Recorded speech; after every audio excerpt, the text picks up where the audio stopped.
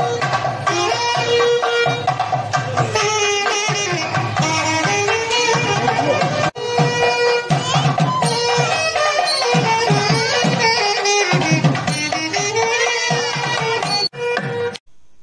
సీతారామాభ్యాం నమః. శ్రీ వ్యాస భగవాన్ రచించినటువంటి అధ్యాత్మ రామాయణంలో ఈరోజు మనం అయోధ్యాకాండలో మొదటి 3 సర్గలు చెప్పుకుంటున్నాం. ఇంకా అయోధ్యాకాండలోకి వచ్చేసరికి మొదటి సర్గలో నారదుడు వచ్చి శ్రీరామునితో మాట్లాడుతున్నాడు. ఈ విషయాన్ని పార్వతీదేవికి శివుడు చెప్తున్నాడు. ఓ పార్వతి, ఒకానొకప్పుడు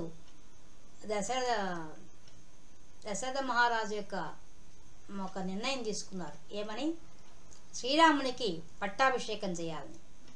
ఆ సందర్భంలో నారదుడు వచ్చి ఈ శ్రీరామచంద్రమూర్తితో మాట్లాడుతున్నాడు. శ్రీరామచంద్రమూర్తి ఒక సింహాసనం మీద కూర్చొని ఉంటే సీతాదేవి వింజామరు వీస్తూ ఉందట. ఆయన సర్వ అలంకార భూషితై ఉన్నాడట. ఆ సమయంలో నారద మహర్షి వచ్చాడు. రాగానే సీతా సమేతుడై శ్రీరామచంద్ర ప్రభు సాష్టాంగ నమస్కారం చేశాడట నారద మహర్షికి.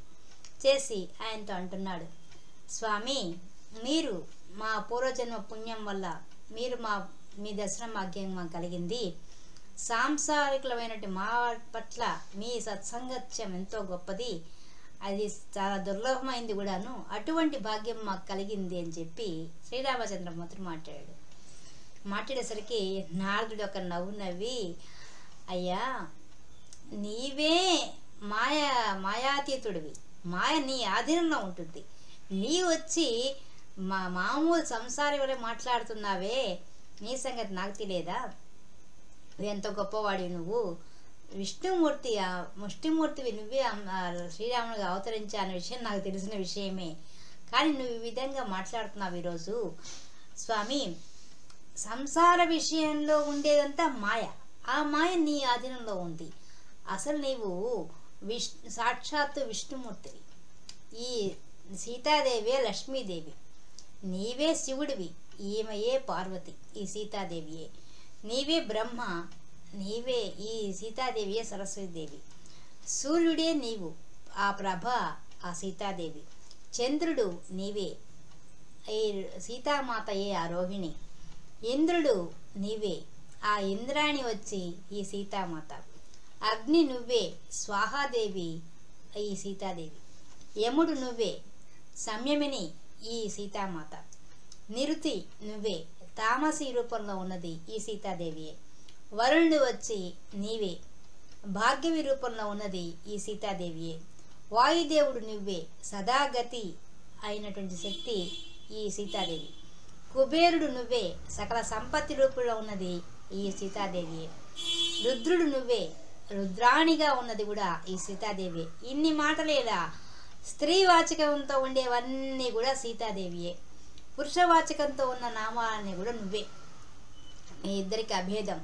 అటువంటి మీరు ఈ విధంగా నువ్వు మాట్లాడుతున్నావే స్వామి, ఇక్కడ మా ముందు వచ్చింది మహత్తత్వం వచ్చింది. మహత్తత్వం నుంచి సూత్రాత్మం వచ్చింది, దాంట్లో లింగ శరీరం వచ్చింది, దాంతో అహంకారము, బుద్ధి, పంచ ప్రాణాలు, పంచ జ్ఞానేంద్రియాలు, పంచ కర్మేంద్రియాలు, తర్వాత జీవుడు అని వచ్చాయి. జీవుల్లో మళ్ళీ 3 శరీరాలు, స్థూల శరీరం, సూక్ష్మ శరీరం, కారణ శరీరం, 3 అవస్థలు ఉన్నాయి. ఇటువంటివన్నింటికి కూడా భిన్నంగా, 3టికి అతీతంగా ఉన్నవాడి నువ్వు, పరమాత్మ స్వరూపంగా ఉన్నది నువ్వే. అటువంటి నీవు నీ యందు ఎవరైతే భక్తి కలిగి ఉంటారో వాళ్ళకు మాత్రమే ముక్తిని ప్రసాదిస్తావు. అటువంటి గొప్పవాడి నువ్వు. కాబట్టి నీవు నన్ను అనుగ్రహించు. నీవు నీ యొక్క నాభికమలం నుంచి పుట్టినవాడు బ్రహ్మదేవుడు. ఆ బ్రహ్మదేవుని యొక్క కుమారుని నేను నీకు మనవణ్ణి అవుతాను. కాబట్టి దయతో నన్ను అనుగ్రహించుము అని అడుగుతున్నాడు. కానీ శ్రీరాముడు ఎంత గొప్పవాడంటే, నారద మహర్షి రంగానే నన్ను ఆజ్ఞాపించండి, మీకేం చేయాలని అడిగాడు. కానీ ఈయన ఆయనకు స్తోత్రం చేసి, నువ్వింత గొప్పవాడివయ్యా, నువ్వే నన్ను అనుగ్రహించాలి. ఇప్పుడు నన్ను బ్రహ్మదేవుడు నీ వద్దకు పంపించాడు. ఎందుకు పంపించాడు బ్రహ్మదేవుడు నన్ను? నీవు ఒక ప్రతిన పూని వచ్చావు ఈ భూమి మీదకి. దేనికి? భూభారం తగ్గిస్తానని చెప్పి రావణ సంహారం చేస్తానని చెప్పి వచ్చావు. అటువంటి సమయంలో నీకు రాజ్యాభిషేకం చేయాలని చెప్పి పట్టాభిషేకం చేయాలని దశరథ మహారాజు తలంచుతున్నాడు.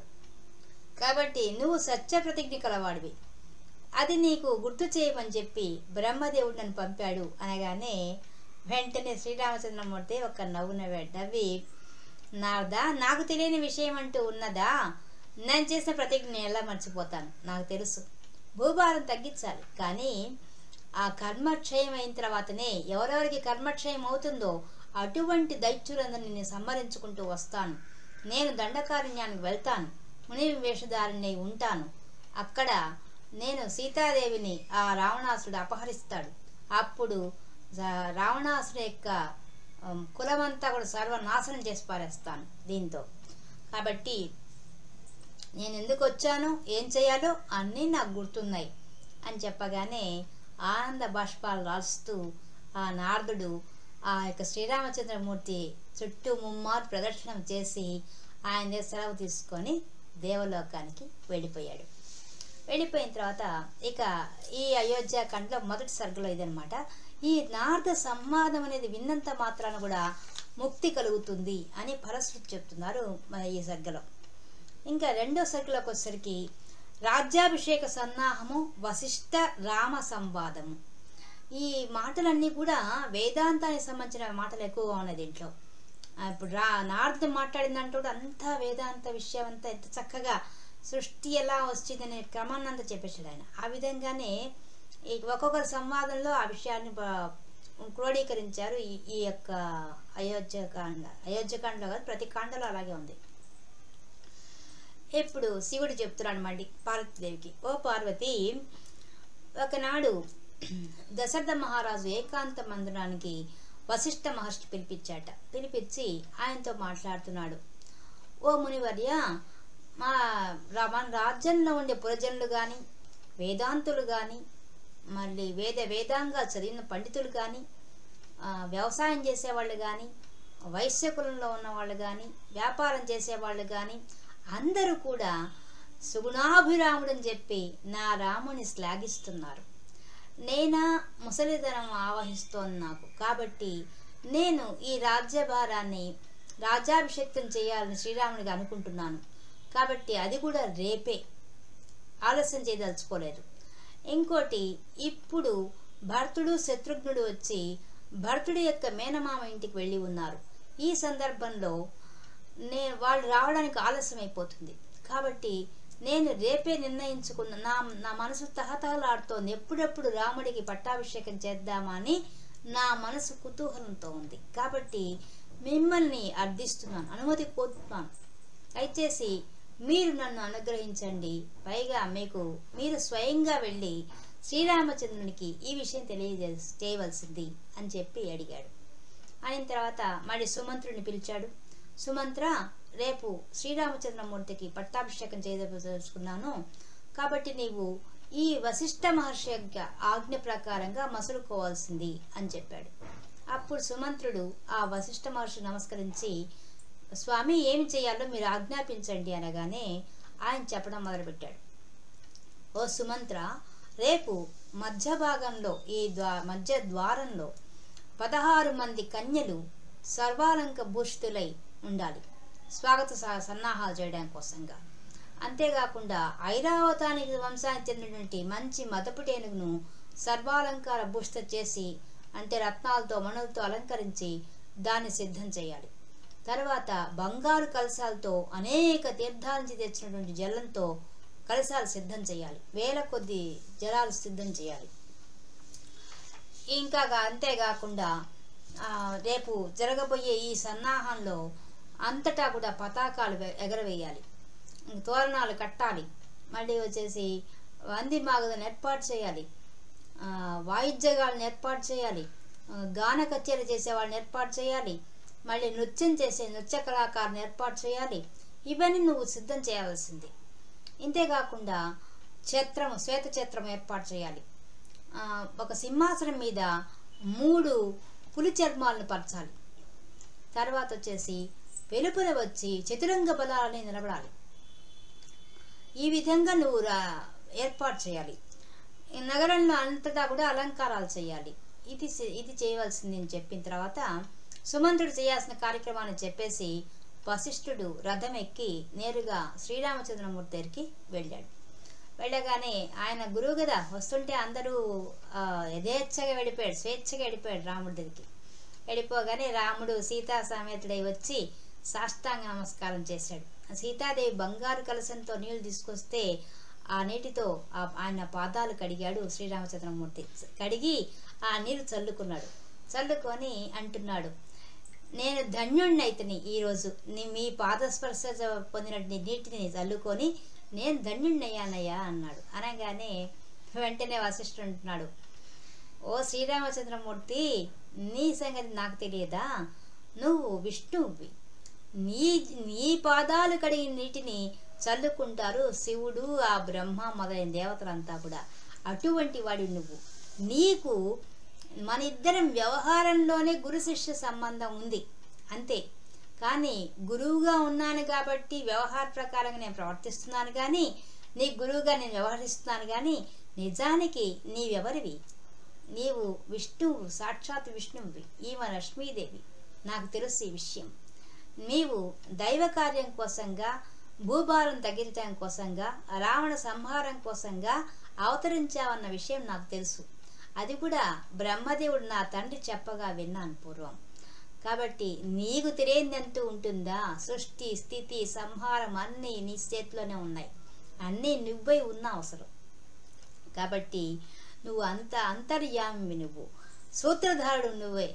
తోలుబొమ్మలు అట్లా ఆడించినట్టుగా ఈ జగత్తునంతా ఆడిస్తున్నవాడి నువ్వే. కాబట్టి నీవు మామూలు మనుషుల్లాగా ఉన్నావు, కానీ నీ యొక్క గొప్పతనము, నీ మహిమ తెలియంది కాదు. అటువంటి నీకు ఈ విషయాన్ని కూడా నాకు తెలుసన్న విషయాన్ని నేను ఇప్పటిదాకా ఎవరికి చెప్పలేదు. నీ గురించి నాకంతా తెలుసు, కానీ నేను చెప్పడం లేదు. ఇక ముందు కూడా చెప్పబోను. ఈ రహస్యాన్ని ఇలాగే ఉంచుతాను నేను. కాబట్టి నేను ఇప్పుడు ఎందుకు వచ్చానంటే, దశరథ మహారాజు గారు రేపు నీకు పట్టాభిషేకం చేయాలని నిర్ణయించారు. దీనికోసంగా నీవు సీతా సమేతుడిపై చేయాల్సిన పని ఏంటంటే, శుచివై ఉపవాసం ఉండి నేలపై పరుండి నీవు ఈరోజు ఉండాలి. ఇది నియమం. రేపు ఉదయమే నువ్వు బయలుదేరి రాజ మందిరానికి రావాలి. అది కూడా ఆయన ద్వంద్వార్థంతో మాట్లాడాడు. ఒక అర్థం ప్రకారము రాజమార్గానికి వెళ్ళాలి అని, రేపు ఉదయమే వెళ్ళాలి అని చెప్పాడు. అంటే అడవులకు వెళ్ళిపోతావు అనే విషయాన్ని స్ఫురించే రకంగా మాట్లాడాడు వశిష్ఠుడు. మాట్లాడిన తర్వాత అప్పుడు వశిష్ఠుడికి నమస్కరించి శ్రీరామచంద్రము నమస్కరించిన తర్వాత వశిష్ఠుడు నేరుగా తన యొక్క రథం ఎక్కి నేరుగా దశరథ మహారాజుకి వెళ్ళిపోయాడు. వెళ్ళిపోయి అక్కడ దశరథ మహారాజు కూడా తాను వెళ్ళి వచ్చిన పని చెప్పిన తర్వాత ఇక రేపు చేయాల్సిన కార్యక్రమాల గురించి దశరథ మహారాజు వశిష్ఠుడు కూర్చొని చర్చించుకుంటున్నారు.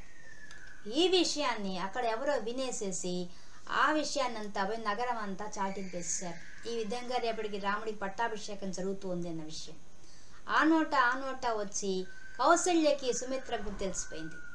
ఇంకా తెలిసి కౌసల్య మాతకు ఆనందానికి హద్దులు లేవు అసలు. ఆమె ఆనందపడిపోయింది, ఎదురు చూస్తోంది ఎప్పుడప్పుడు రాముడికి పట్టాభిషేకమా అని చెప్పి. అది ప్రకటించబడంగానే ఆమె ఆనందంతో ఆ దుర్గామాతను పూజ చేయడం మొదలుపెట్టేసింది. ఎందుకు? ఆమెకు అనుమానం వచ్చింది, ఈ దశరథ మహారాజు కైకేయి వశమైన వాడు కాబట్టి చిత్తచాంచల్యం కలుగుతుందేమో అనే దాంతో ముందు జాగ్రత్తగా ఆమె దుర్గాదేవిని ప్రార్థించడం మొదలుపెట్టేసింది. ఆమె కూడా అలంకారాలు చేయించింది, అనేక దానాలు చేయిస్తోంది, అనేక బ్రాహ్మణులను పిలిపించింది, హోమాలు చేయిస్తోంది, అన్ని కార్యక్రమాలు మొదలుపెట్టేసింది. ఆమె ఒక అంత ఉత్సాహం వచ్చేసింది ఆ కౌసల్యమాతకి. అప్పుడు దేవతలంతా కలిసి ఆ సరస్వతీ మాతను ప్రార్థించారు.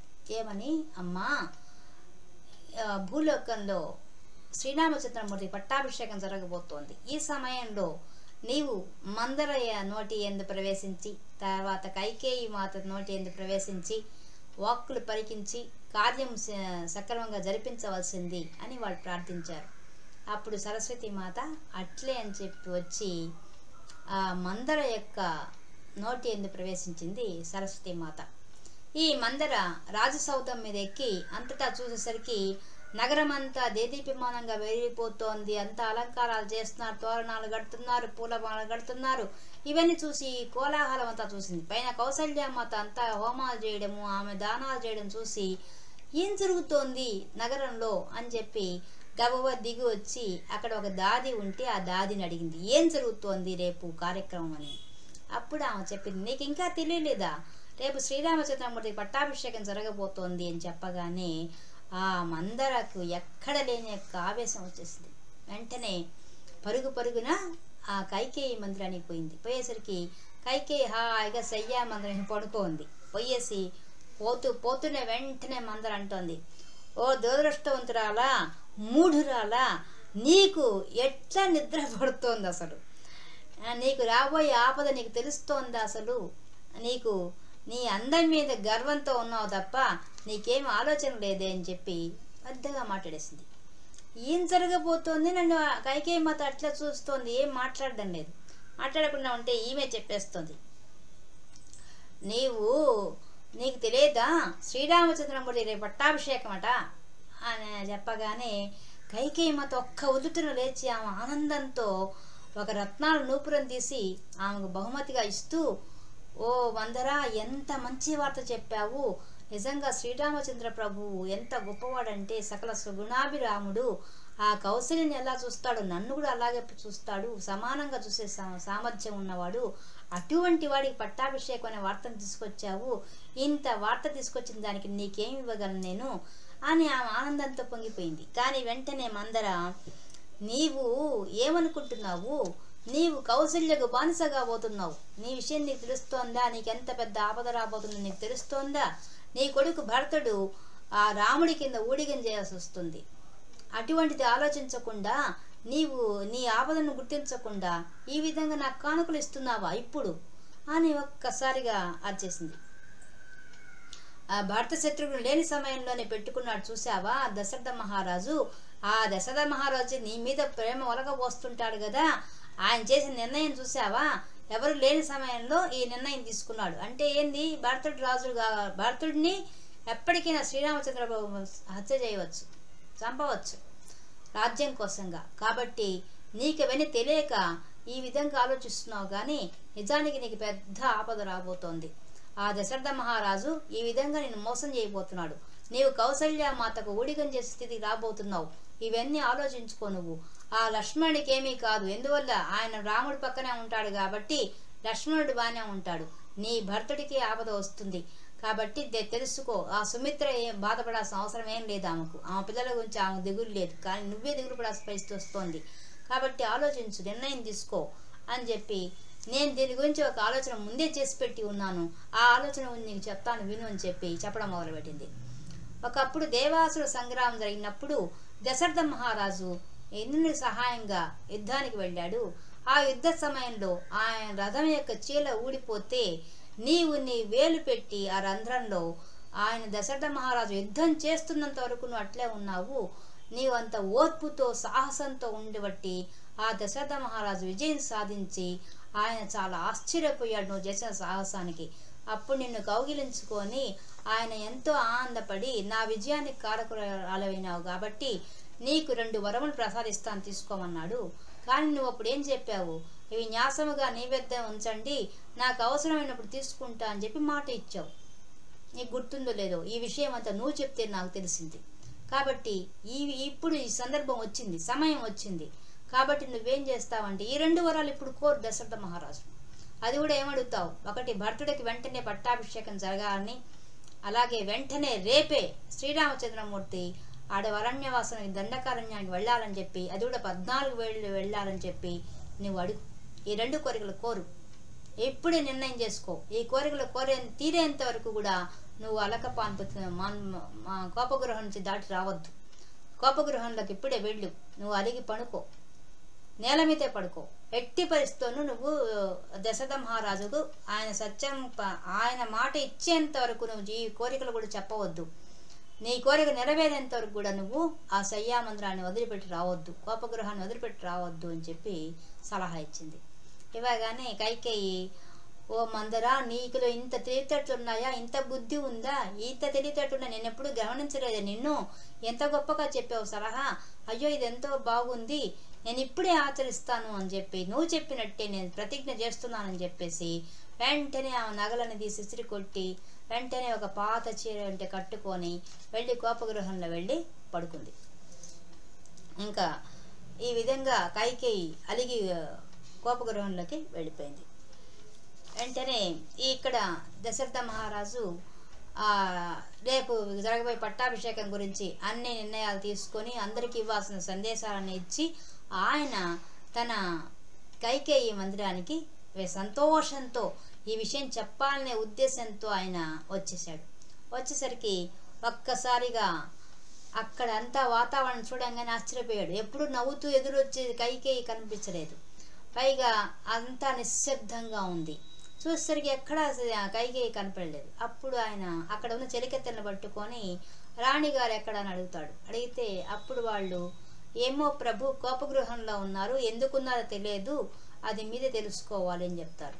అప్పుడు వెంటనే ఆయన అక్కడికి పోయేసరికి ఆమె నగలని తీసేసి కింద నేల మీద పడుకుంటుంది.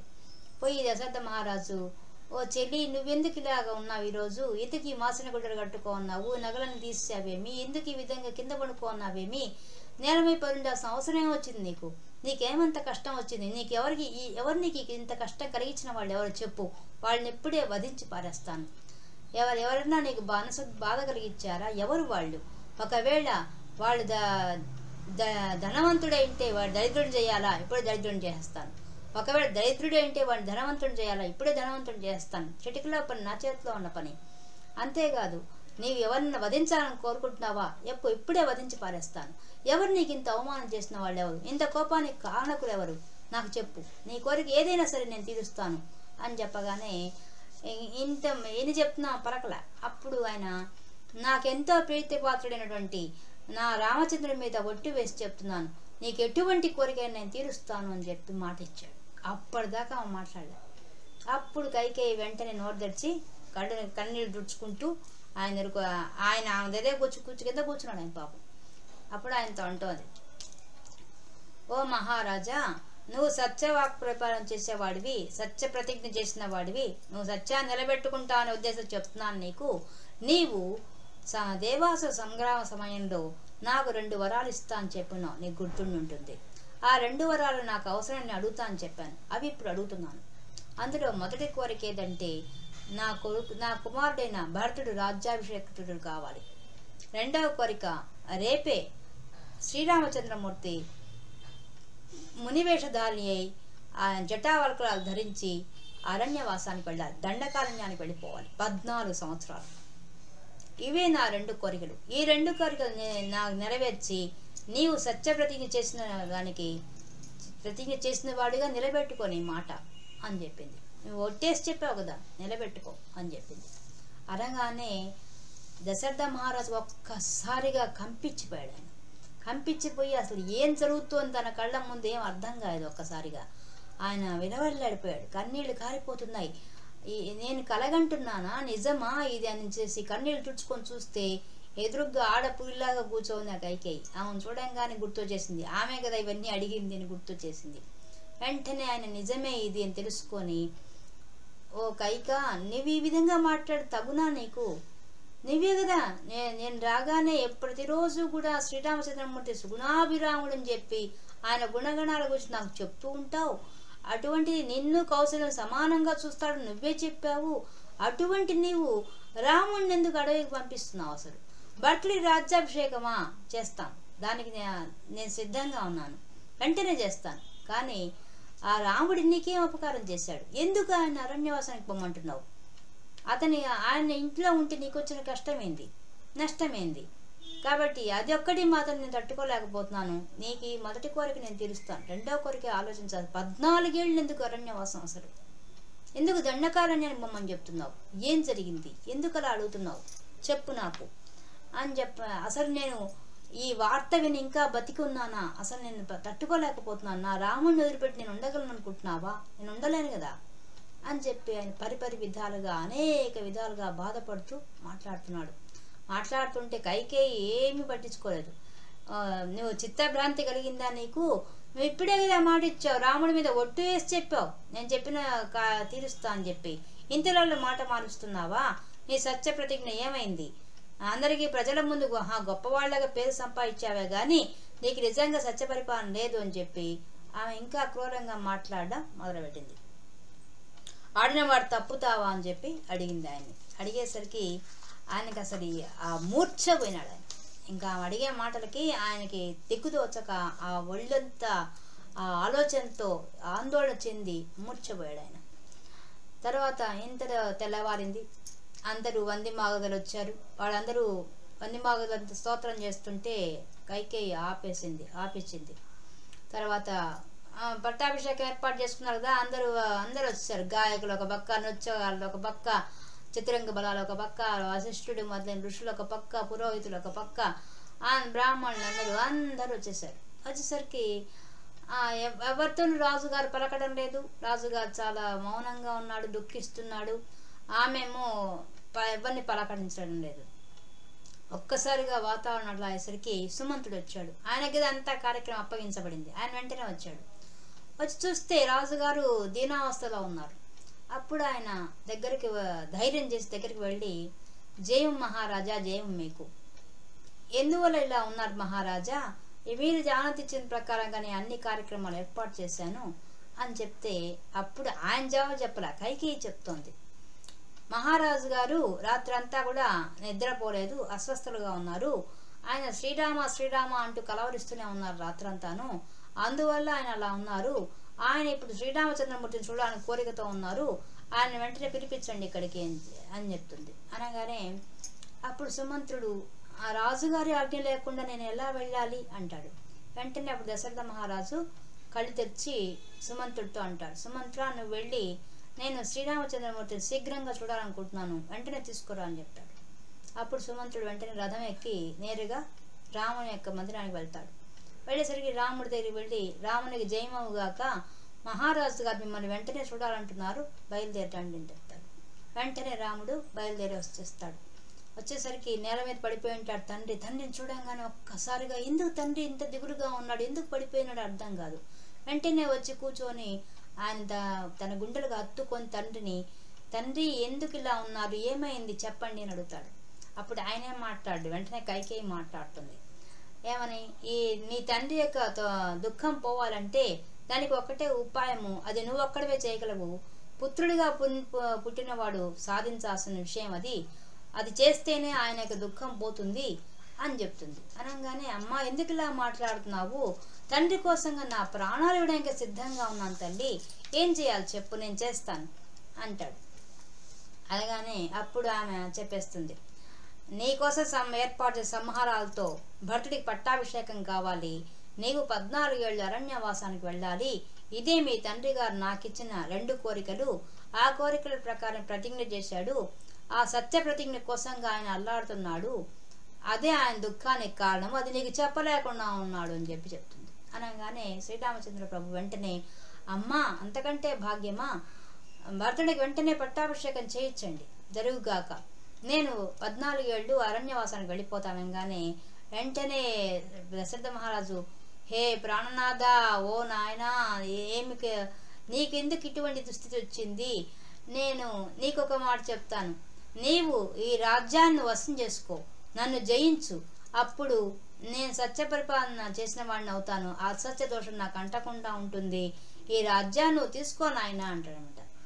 అప్పుడు రాముడు ఉండి, తండ్రి నీవు తల్లికి 2 వరాలు ఇచ్చావు, ఆ వరాల ప్రకారం సత్య పరిపాలన చేయాల్సిన బాధ్యత నీకుంది, నీవు చేసిన ప్రతిజ్ఞ ప్రకారంగా నేను కొడుకుగా నెరవేర్చాల్సిన బాధ్యత నాకుంది, కాబట్టి నీవు దుఃఖించాల్సిన అవసరం లేదు తండ్రి, నేను అరణ్యవాసానికి వెళ్ళ సిద్ధంగా ఉన్నాను, 14 ఏళ్ళు ఎంతలో జరిగిపోతాయి, ఎంతలో వస్తాను, భరతుడికి వెంటనే పట్టాభిషేకం చేయించండి, హాయిగా ఉంటుంది, నేను ఇక్కడికన్నా కూడా వనవాసంలోనే చాలా సుఖంగా జీవించగలుగుతాను, కాబట్టి ఎంతలో జరిగిపోతుంది కాలం, ఎంతలో నేను అయోధ్యకు వచ్చేస్తాను, కాబట్టి మీరు దీని గురించి దిగులు చెందవద్దు, నేను వెళ్ళడానికి అనుమతి ఇవ్వవలసిందని చెప్పి అడుగుతున్నాడు.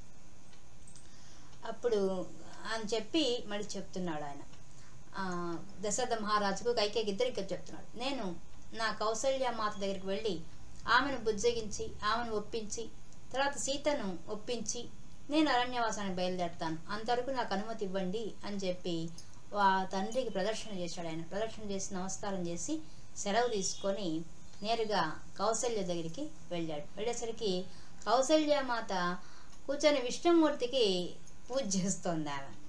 ఆమె ధ్యానంలో మునిగిపోయినది. వచ్చింది రాముడు వచ్చింది కూడా గమనించినంత స్థితిలో ఉంది ఆమె. ఎందుకని ఆమెకు ఆనందం ఒక పక్క, ఎక్కడ ఈ కైకేయి వల్ల తన పట్టాభిషేకం తన కొడుకు జరగదు అనే బాధతో ముందే ఆమె విష్ణుమూర్తిని పరిపరి విధాలా ప్రార్థిస్తోంది. కానీ ఎదురుగా విష్ణుమూర్తిని పెట్టుకొని విష్ణుమూర్తిని ప్రార్థిస్తోంది ఆ తల్లి.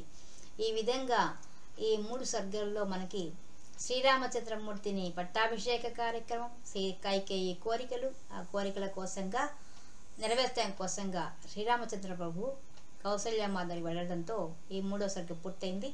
మనం 4వ సర్గతో మళ్ళీ కలుసుకుందాం. అంతవరకు సెలవు. స్వస్తి.